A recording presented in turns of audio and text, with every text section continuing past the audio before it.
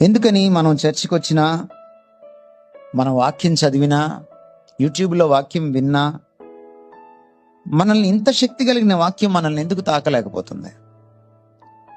మనల్ని ఎందుకు మార్చలేకపోతుంది? కారణం వాక్యం ప్రాబ్లం కాదు ఇది. వాక్యం ప్రాబ్లం కాదు ఇది, మన ప్రాబ్లం ఇది. మీకు జబ్బు వస్తే డాక్టర్ గారి దగ్గరికి వెళ్తే ఆయన మందులు చీటీ రాస్తారు, మందులు తెచ్చుకుంటారు ఇంటికి. మీరు చెప్పిన మందులన్నీ కొనుక్కున్నాను డాక్టర్ గారు, తెచ్చుకున్నాను డాక్టర్ గారు, కానీ నెల అయింది కానీ జబ్బు తగ్గలేదండి అంటే డాక్టర్ గారు ఒక ప్రశ్న అడుగుతాడు, వేసుకున్నావా అని అడుగుతాడు.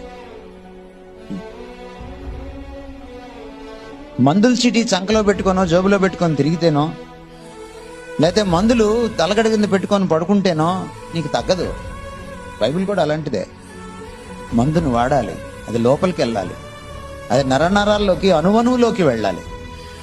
అప్పుడే ప్రక్షాళన ఆరంభం అవుతుంది, అప్పుడే జబ్బు తగ్గుతుంది. పాపం అనే జబ్బు పోవాలంటే, క్రీస్తు రూపం నీలో ఏర్పడాలంటే నువ్వు దాన్ని అప్లై చేసుకోవాలి, దానికి నువ్వు తావివ్వాలి.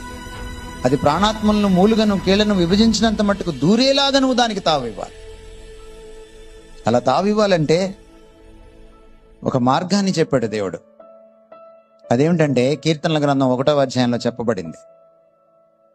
యెహోవా ధర్మశాస్త్రమందు ఆనందిస్తూ దాన్ని దివారాత్రం ధ్యానించాలి.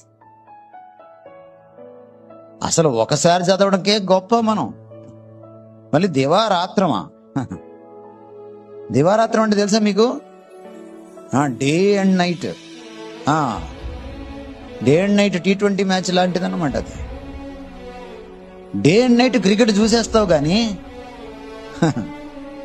రోజంతా కూర్చొని పాప్కార్న్ తింటూ, KFC తింటూ, ఇంకేదో మేస్తూ చూసేస్తావు కానీ వాక్యం మాత్రం ధ్యానించవు కదా. అసలు చదివిన పాపనే పోని వాడికి ధ్యానం ఎక్కడ? చదవడం వేరు, అధ్యయనం వేరు, అర్థం చేసుకోవడం వేరు, మనసులో జ్ఞాపకం పెట్టుకోవడం వేరు, తిరిగి ధ్యానించడం వేరు. ధ్యానించడం అంటే మళ్ళీ మళ్ళీ ఆలోచించడం, ధ్యానించడం అంటే నెమరు వేసుకోవడం, మళ్ళీ మళ్ళీ జ్ఞాపకానికి తెచ్చుకొని లోతుగా ఆలోచించడం. అది ధ్యానించడం అంటే.